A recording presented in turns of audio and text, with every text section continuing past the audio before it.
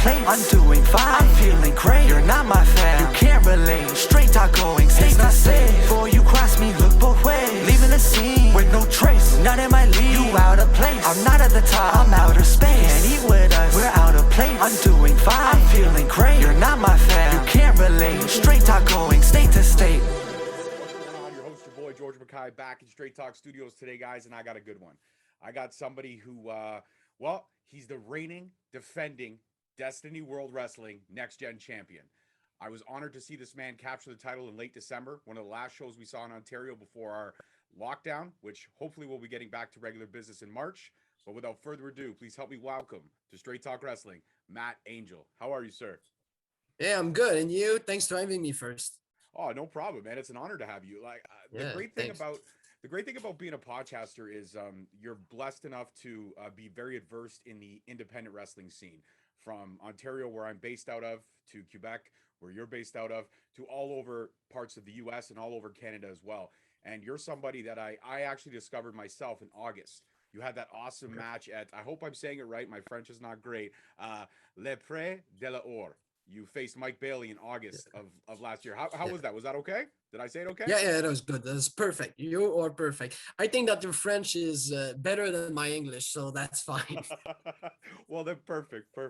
But yeah, I discovered you in that match. I caught clips and highlights online, and that's where I was like, I got to keep an eye on this man. And then as things progressed throughout August all the way to December, I was able to see you in person. And first things first, how did it feel capturing on your debut in Destiny Wrestling, capturing that next gen title against decorated champion like Aiden Prince? For real, for me, it was an honor because Destiny is a really good company. They are kind with the wrestler. They care about the wrestler, so I think is something special. And like you said, that was my debut, so I wasn't expected to be champion. So when you capture that title, it's something special because you have like the the captain thing in your t-shirt, you know what I mean, like the hockey thing, it's like if I represent the promotion. So this is a lot for me, and I'm really happy for that. Yeah. Absolutely. I mean, it was a fantastic match. Your skill set and his skill set matched so well.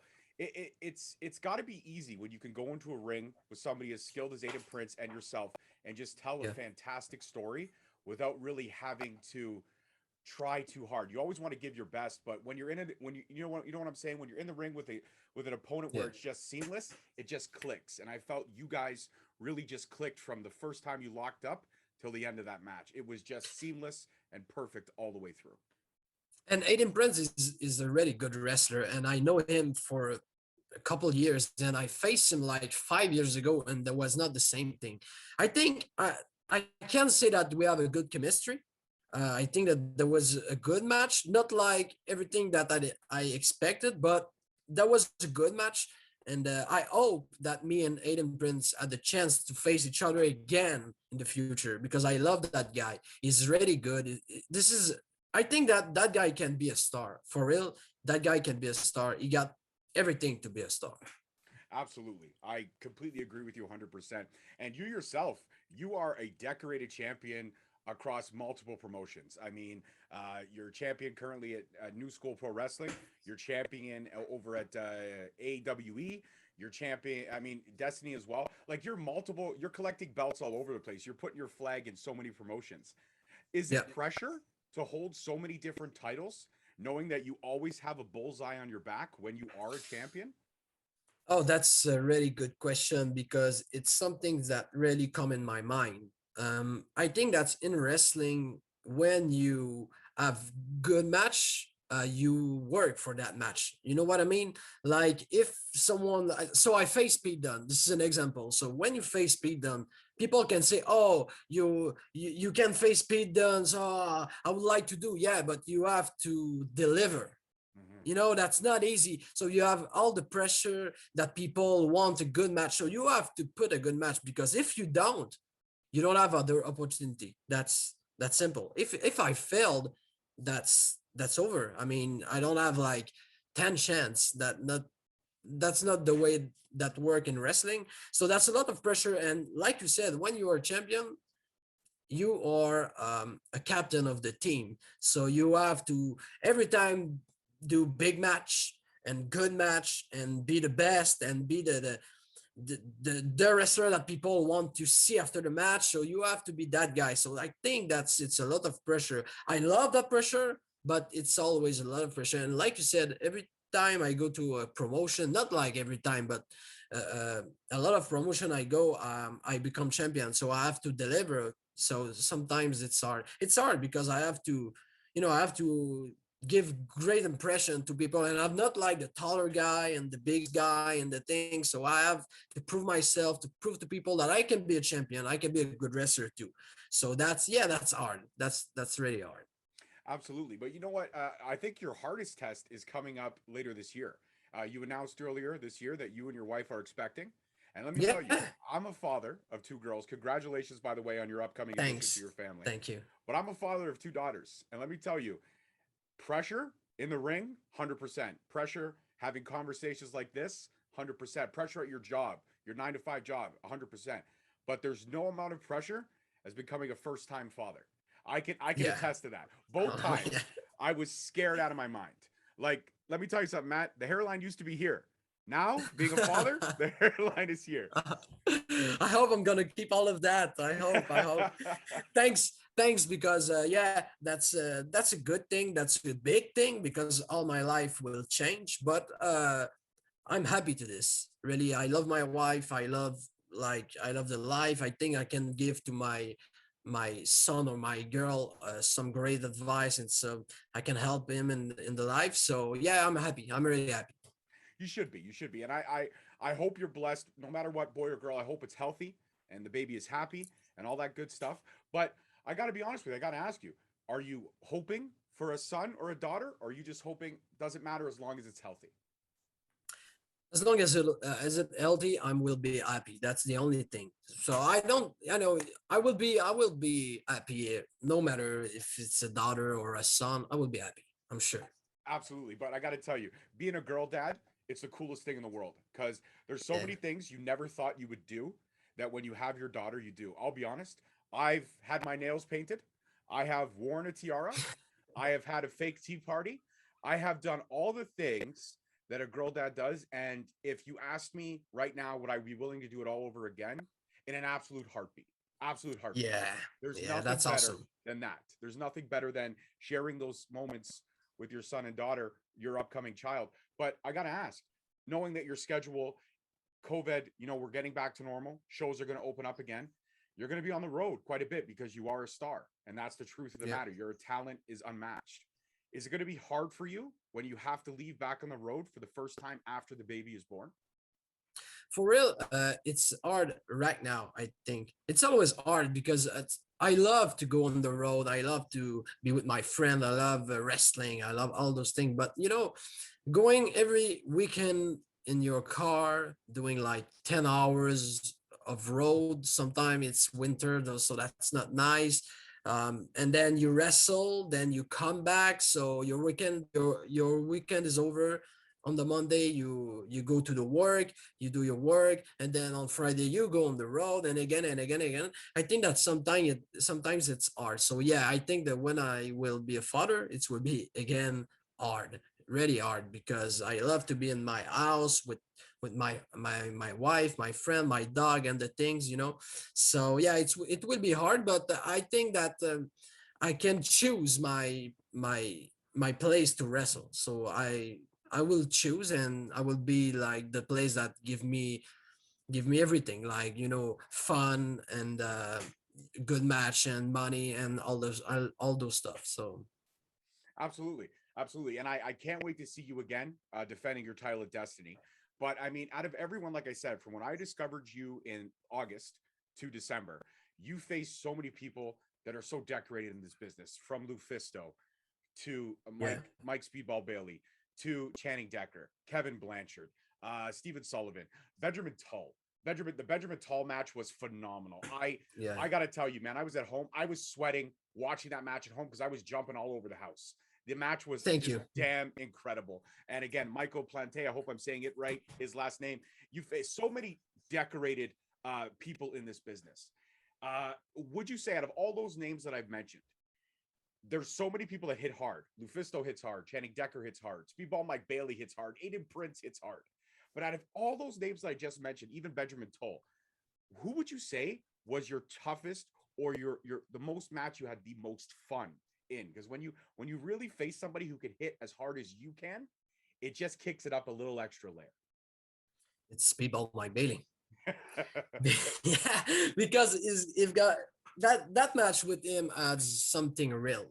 I mean, like if we are like two the best wrestler in Quebec, according to Pat Laprade. This is an historian from Quebec. We are the best wrestlers in Quebec. So he's number one, I'm number two. So when we face each other, it's it's not like, oh, you beat my friend, I'm gonna kick your ass. Or, oh, you are champion. No, it's not just like, okay, so you want to fight, you want to be the better man, so we fight. And Bailey is someone that kick hard, hit hard, but I can do too. So I think that's every time this is a good match. For real, me and my Bailey have good chemistry, really good chemistry. And every time we do a match, people go crazy in the crowd. Is fucking good. That guy is really, really, really, really good.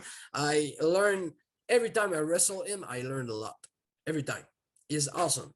Yeah, and he helps people. That's what I love. Like I wrestle him and I'm not sure of something. And it's like, okay, you should do that. You should do, and he's awesome. He's really awesome. But my Bailey, for real, is my toughest opponent. Every time I face him, I got my chest red and I got oh fuck my arm, and then But I love it. I love it because I can't do that. But that's not every wrestler love it, but I love it. Yeah, absolutely. I mean, I've never taken a kick or a punch from Mike Bailey, thank God, but I know it leaves an impression.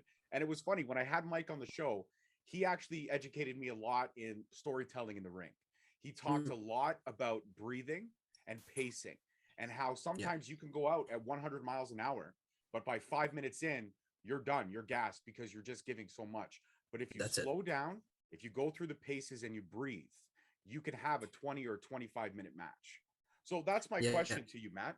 Is it worth it to go out there and just kick ass for 8 minutes and be gassed? Or is it worth it to stretch that story out so you get a full 20 minutes of storytelling time in? I'm sure you're going to pick the latter, but I'm interested. Yeah, it's the storytelling, and that's what makes wrestling special because we have the crowd. We have the chance to have the crowd behind us, so we can do some things and cheer with the crowd. We can do something and fight with the crowd. We can do something and we can hard with the crowd every time we. So that's kind of something easy but hard. Like we have to every time think about people. Okay, what people we're gonna think, what people maybe gonna chant on that thing. Okay, what people. So I think that's a change that we got a crowd, and that's the better thing in wrestling. So you can be the best high flyer in the world, like doing some flips and some stuff, and then oh, I'm good. But if you can do a story telling to the people, that's you're not a star. You can be a champion. That's it. So you have to tell a story to people. The people have to go behind you. People have to think that you're gonna fall, that you're gonna lose your title. People are gonna have to think that you are hurt. I think that the selling is one of the best thing we can do in wrestling because we we can't let people think that wrestling is not like fake, but we can let people think that we are hurt. So if like I pick my eyes like that, oh fuck, people are like, oh fuck, okay, so what's happened? The guy is hurt. No, I'm not hurt, but people will think if I my Billy give me a kick on the arm, and from the beginning to the end I just sell my arm, people will go, okay, so he's hurt right now, fine. But no, I'm not hurt, but I sell this. So that's the story of the match. I think that's awesome. I love flip and stuff, but I'm not the best on that. I think I'm not the best on that. I can do good flips, but I'm not the best on that. I think that the best I can do is to tell a story to people. That's the best thing. Absolutely. When you can get a crowd invested emotionally Yeah. into what you're doing, that's the best high in the world, and it's a natural high. But Yeah. you've also wrestled probably in front of no crowds with COVID. There's been taped matches and stuff like that, and you've also wrestled in front of crowds. Now, obviously, the feel is different. But how Yeah. do you stay in the match when you don't have that extra man as the crowd giving you that little extra shot of adrenaline? How do you stay in the match when you're not wrestling with no crowds? Um, I think that wrestling go with the crowds. If we don't have crowd, we don't have wrestling. Like if like for an example, if in the future wrestling go like no crowd every show, I quit. Like I don't want to do this anymore because I do this with the crowd for the crowd. So it's different because you have to focus on wrestling. You don't have choice. You can't just like do some good flips and do like because people you don't have crowds, so that's weird. So you have to focus on you want to win, you want to hurt the guy, you want to go with submission, and so you have to focus on some things different. But I don't think that wrestling I think that wrestling with no crowd is not something good for us and good for people, but that's my opinion. I think I know that some wrestler will say, "Oh no, I love that," but I don't love that. For real, I want the crowd. I want to be interactive with the crowd. That's what I want. Absolutely. I agree with you. I've watched wrestling with no crowds, and it's hard even for me as a fan to get into it. Yeah, But when I'm there yeah, with the crowd, I'm absolutely invested in every story that's being told.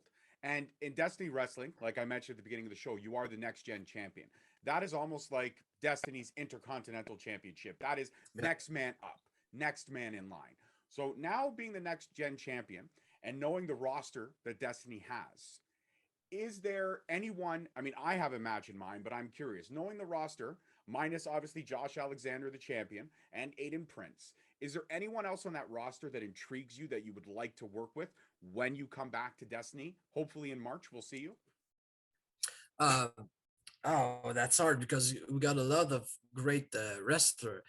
I think that Josh Alexander for real, it's a wrestler that I want to face. I faced him like I think 5 years ago, something like that. So I think that I'm better, and that should be a better match, and he's better. So I would like also to face again Speedball Mike Bailey because I think that if we give that match to Toronto, that should be really awesome.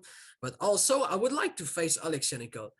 I don't do much of intergender match. I do one with Lufisto. I think that's the only match I got with the with the intergender side. So I would like to face her because she's really good. She's really good wrestler. I think that she can be a champion also. So I would like to face him. Yeah, I think that Alexander and a lot of names come in my mind, like Channing Decker, um, Von Vertigo.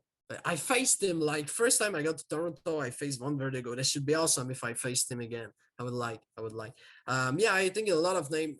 Like you said, the roster of Destiny is a really good roster. All the wrestler in the show is good. All the wrestler have a place in the show, so that's hard. Absolutely, the whole roster and everybody you mentioned, Yeah. 100%. But there's one name, and I know you said you had a lot of names come to your mind, but for me, the match that intrigues me the most is you versus Gabriel Fuerza.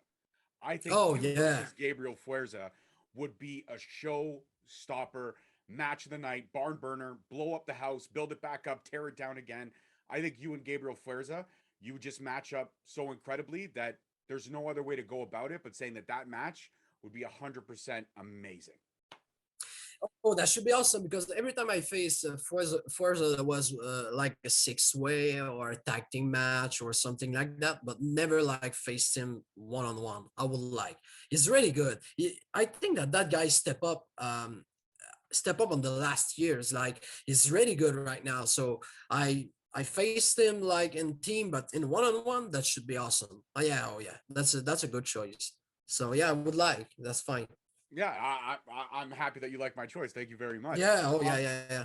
in terms of defending your title and the matches that you've had, how adverse are you to like the stipulation matches? If you had to, would you go into a ladder match? Would you go into a cage match? Are you okay with any of these type of stipulation style matches where you may have to put your title on the line? Yeah, because I did before. Like I did some hardcore match, I did like tables match, I did a ladder match, no DQ, all those stuff I did. So I can do again. I think that that's not important. The stipulations, it's how you bring this. I think that's the only thing.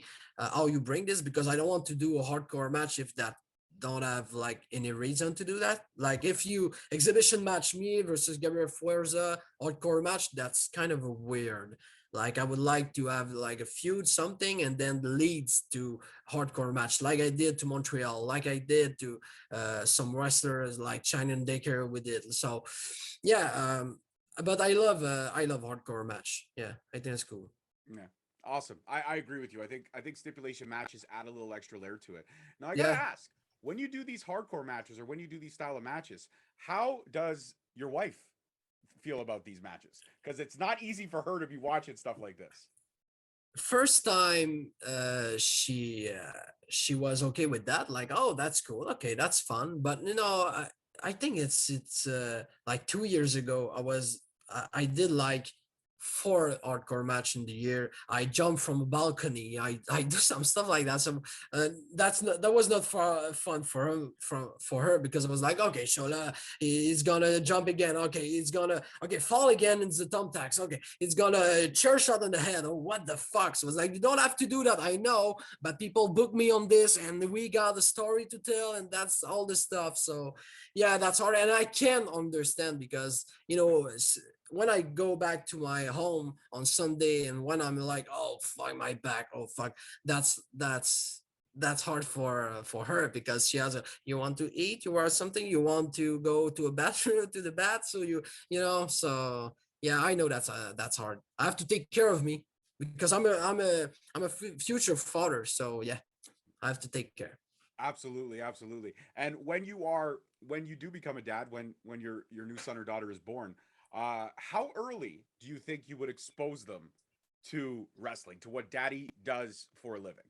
Would you wait a year, 2 years, 5 years, and then take them to a show? Or do you think it might be, if there's a local show nearby and he's a year old, she's a year old, would you say, yeah, okay, bring him. We'll put the earphones on him and just he or she can experience, right?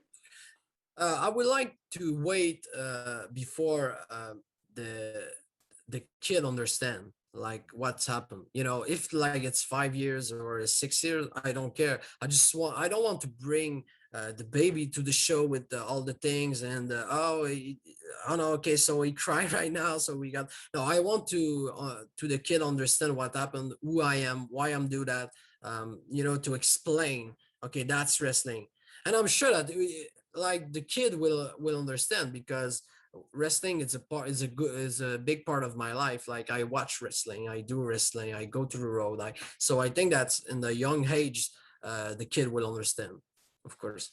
Absolutely. I agree with you on that. Now, do you have any names in mind? Like, I mean, you've discussed this obviously with the missus. If it's a boy, maybe, Matt Jr. If it's a girl, I'm not sure. Eloise, I always thought Eloise was a very beautiful name. Any name choices that you guys have in mind? In French, I don't know, I don't think that you had this in English, but for a girl we got Laurence. In French, I think that in English it's like Laurence or something like that, but in French it's Laurence, and in English we got Alan. I think that Alan should be good, or Emile, we don't know. We'll see. So we got again a couple months to again think about that, but that's the name that come to the mind right now. Yeah. Absolutely. I think those are beautiful name choices. Absolutely beautiful Thanks. name choices. Um, Thanks. so for you, I mean, wrestling's a part of your life. It's been in your life for a very long time. Yeah. What are some of your early influences in terms of this business? Like what made you fall in love with this crazy world of wrestling and actually want to do it for a living? Like you mean like a wrestler or Yeah, a show yeah, or yeah. okay. Like wrestler, like that kind of like early influences, like The Rock, Stone Cold, what have you. If we talk about WWE, because I think that if you wrestle, you watch WWE. That's weird, but there was John Cena. I like the star, the star guy and the thing. There was John Cena. I was like, oh, I love wrestling with that guy. But in the indie, there was El Generico. Mm. So Sami Zayn right now. I think that my stuff it's similar to him. He's an awesome wrestler. His selling is awesome. So that was a great inspiration for me in the ring. When I was a wrestler, I started wrestling. The first time I saw El Generico was like, okay, I want to be like that guy, like good like him, So yeah, El Generico, I think that it's in all the time. El Generico is still again the wrestler that inspire me every time he wrestle. So like right now he's Sami Zayn, but every time he inspire me. I think it's really good. And yeah, it's El Generico and John Cena. I think those are two great choices. And mentioning El Generico, you're talking about the history of Montreal, the history of Yeah. Quebec-based wrestlers. You go from Jacques Rougeau, you go to Kevin Owens, you go to Sami Zayn, obviously, and Speedball Mike Bailey, yourself, Jeremy Prophet. So many amazing wrestlers have been built up and trained in Quebec, in that province. And you guys build wrestlers like you build houses. Like they come out and they come out strong. They come out incredible. How does it feel to be in that heritage of great professional wrestlers, even going back as far as Dino Bravo, all those great professional wrestlers to come and be part of that history? That's got to be an incredible feeling when you mention all those names, and I include you in that list because you deserve to be Oh, in there. thank you. Thank you. I think that again, it's a lot of pressure because when you are a Canadian slash Quebec wrestler, you have to again deliver. So if people know that, if people say, "Oh, Quebec wrestler is really good," so you have to be really good. You can't fail because yeah, it's a lot of pressure, I think. But I love that. So thank you again to mention me on that because I don't put me on that list, but thank you putting me on that. It's a lot of pressure because we got good wrestlers like Kevin Owens changed the game. He changed the Quebec game. That's it. So there was Jacques Rougeau, and then years ago, Kevin Owens, Sami Zayn. Now it's Speedball Mike Bailey 2.0, Evoluno, Stu Grayson. So you got all those guys that are awesome. And yeah, that's a lot of pressure.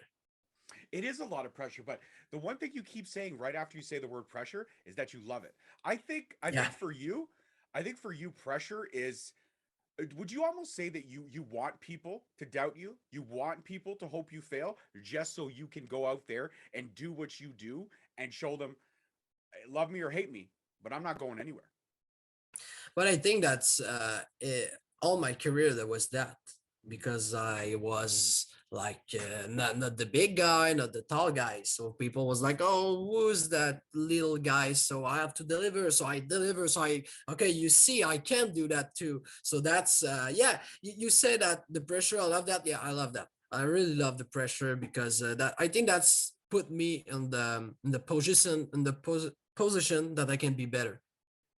I put myself in danger, so I was like, okay, so I have to go. I have to be better than everyone here. So yeah, that's a lot of pressure, but I love that, and that's put me in the game right now. Absolutely, I could not agree more.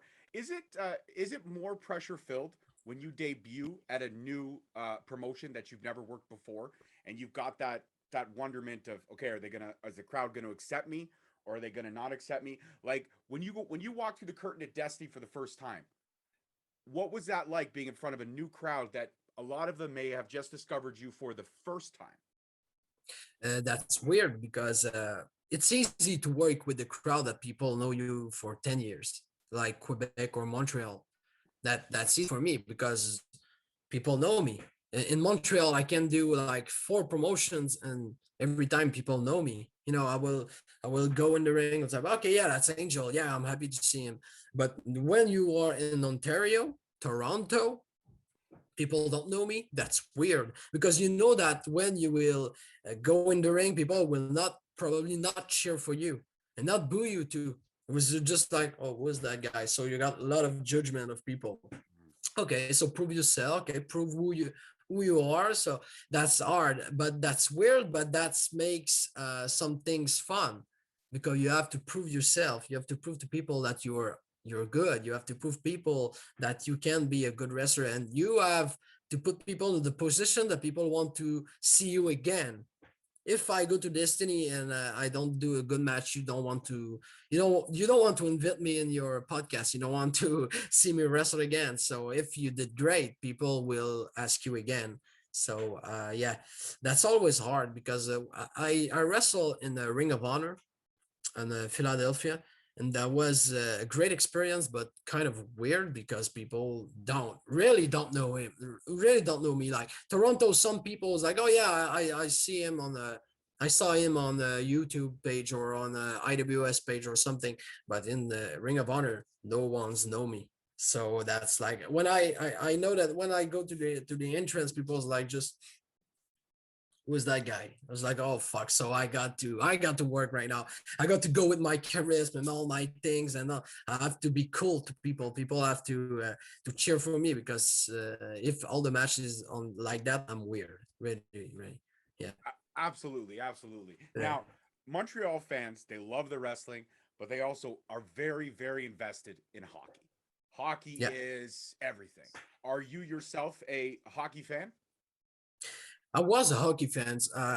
For a couple of years, I don't watch hockey. Like I watch the playoff because you know that's a Canadian thing. But I don't watch hockey like I did before, like way years ago. But I love hockey because that's a part of our culture. I don't know if I'm okay with that word, but that's our culture. I mean, wrestler is a part of every house in the Canadian thing. So yeah, I love hockey. I think that wrestling at some point wrestling was what hockey is right now. Mm. You know, with all the Maurice Mad Dog Vachon and Dino Bravo and people was crazy with wrestling, but now that's hockey and that's okay. So we don't have to be mad for this, but hockey is awesome. So Absolutely. I couldn't agree. mm, I mean, I'm a Leafs fan, so we just Toronto Maple Leafs, we know what to expect. And usually most of the time it's first or second round exits for us. That's what we're used to. That's what we thrive yeah, on. Hey, at that's least we it. made it. We'll be there next year. But in terms of the history of Canadian wrestling and culture, and you mentioned that word perfectly, culture. You're talking about you look at Canada across the whole spectrum, the whole country. So many great wrestlers have come out of so many provinces. Kenny Omega, Chris Jericho out of Winnipeg, the Hart family, and TJ Wilson, and all those individuals coming out of Calgary. You've got PCO. You've got Jacques Rougeau coming out of Dino Bravo coming out of Quebec. You've got some guys coming out of Ontario as well. When you look at wrestling across the whole board, Canada to Canada, end to end, who would you say is the greatest of all time in Canadian wrestling history? And I know that's a tough question, but I'm curious to your answer. For me, that's not a tough question, God, because two names go in my mind. The first is Maurice Mad Dog Vachon. I think that's it's a part of a story of every Canadian, not like just Quebec, but Canadian. If you read his story, um, that guy just changed all the games, all the promo thing, all the wrestler game. The guy was not like really tall; he was like really I don't know to call that really small, but it was big and it was mad and it was good. And the other name is PCO Mm-hmm. because right now I think that that guy have a unique way to go in wrestling. Like he go to WWE, he quit wrestling, go to RDS to command to do the commentary. Now is travel the world, being a world champion, go to a TV show, go to podcast, do what like young wrestler can do right now, can't do right now. PCO is I think that is an inspiration for all Canadian wrestler right now. PCO in the world, I think, is an inspiration. That guy is awesome. So that's the two names I think that changed all the game in wrestling, and that two names that I think mark the Canadian scene. Mm-hmm. Absolutely, I agree with you. And you know, it's funny you mentioned PCO because again, at the Destiny show, there was that epic match between PCO and Josh Yeah, Alexander. And behind me, it's going to be a little hard to see, but there's a piece of the table right there, huh? Right there, and it's yeah. PCO signed that. That's Oh, probably yeah, PCO and cool. Josh Alexander signed that. That is my favorite piece of Cool. everything I've collected. That is the coolest thing I have down here, 100%. That match was awesome. That match was awesome. Yeah, And at 52, to be able to do the things he's doing and to then to come out yeah. after and look like he did nothing. To come out and just, hey, how's it going, guys? Oh, dude, you went through like 4 tables. Are you okay? Oh, yeah, no problem. He's is not human for No. real. I think that guy is not human. He's not human. He's awesome. He's really awesome. Absolutely, absolutely. You mentioned about helping and how Speedball Mike Bailey, he helps you whenever you have questions. I'm sure PCO as well. I'm sure all those other great names that we've mentioned. But out of everyone that's helped you in this business, who would you say was probably the one person who gave you the best piece of advice? Or another question to ask: what was the best piece of advice you've received so far in your career? Oh, that's hard. Well, I think that the guys that helped me a lot, it's TDT. Uh, Tabernacle, the team that you Oh yeah, saw on the last show. oh yeah, That fantastic. guy, yeah, that those guys help me every time I go to a new promotion, because that's weird. Like, I go to Montreal for the first time. I'm 5 hours from Montreal, so I go to Montreal for the first time. That guy was like, "So hey, that's Angel." So we miss a guy for a mini event. What do we do? Bring Angel. I was like, "Oh, guy, you're really good to me." Go to Toronto for the first time with them. So they present me to people. So I saw that Matt Angel is one of a Quebec wrestler, and I was like, oh, that's really some things that I appreciate for TDT. And I think that the best advice, um, I don't know what is the real best advice, but the guy that give me the best advice is my Speedball Mike Bailey, because he had a vision that is right now, not the past vision or something that don't go with people today. That this is with people today. You have a unique thing to think about wrestling, and that guy give great advice. So I think, I don't know what is the best advice, but I know that comes to Speedball Mike Bailey. Absolutely. I could see that hand in hand. I mean, he is one of the most genuine and humble people. And much like yourself, he's so talented, but yet so humble. Matt, this has been a Yeah. fantastic conversation. And I got Thank you one so more much. question, and then I'm going to let you shout out your socials, and then we'll say goodbye. But everyone has that dream match. Everyone has that one opponent that they want to stare across the ring from them at some point in their career. What is your dream opponent? That is Sami Zayn if you think about WWE, but if you don't, that's Kenny Omega. Mm. That wrestler is awesome. That wrestler is it's just in a total package. You know what I mean? So yeah, I would like to face Kenny Omega in Canada, in Japan or USA. I don't know, but I would like to face Kenny Omega. Yeah, he's Well, awesome. well, I got one thing to say to that. When that match happens, shut up and take my money. You let me know where and Yeah. when. I will be front row center for that match. And Thank you. another question quickly. You Yeah. mentioned Japan. Have you ever been over there? Do you have plans to go there in 2022? I would like now. That's hard. Canadian scene. It's complicated because to go to the United States or to go in the other country, we have to have a visa, Mhm. and that's hard to have a visa, and that costs a lot of money. So that's hard. In Japan, I would like not to go like 1 year in Japan, but a couple months just to wrestle and take the experience of the place. I would like to go in Japan. I don't know if it's gonna be in 2022 because I'm gonna be a father, so that's hard. But in my life, I would like to wrestle in Japan. I would like. Absolutely. I think you would kill it over there, and you would become a Thanks. household name over there, much like you have in Toronto. We can't wait to see you back in March, Destiny, Thank you. defending Thank that you. next gen title. And before you go, anybody that's not following your journey, where can they find you on the wonderful world of social media? You can find me on Twitter, on Facebook, Instagram. I'm a lot of Instagram. That match Mad Angel 01. So if you write this, you're gonna find me, or just Mad Angel, you're gonna find me. You don't have like 10 Mad Angels. So yeah, follow me. It's gonna be cool. And if you have a question, if you want me to go with in your podcast, it's gonna be a pleasure for me. Thanks to having me again. Oh, no problem, sir. It's my honor. And he's right, guys. I hit him up in the DMs. We follow each other. He's a Yeah. fantastic guy. Keep an eye on this man because he's definitely one to watch. And congratulations on becoming a dad. I can't wait to see what you have, boy or girl. But either way, I know you're going to be fantastic. And if it is a girl and you need any advice, just send me a message and I will help you out any way I can. Thank you again.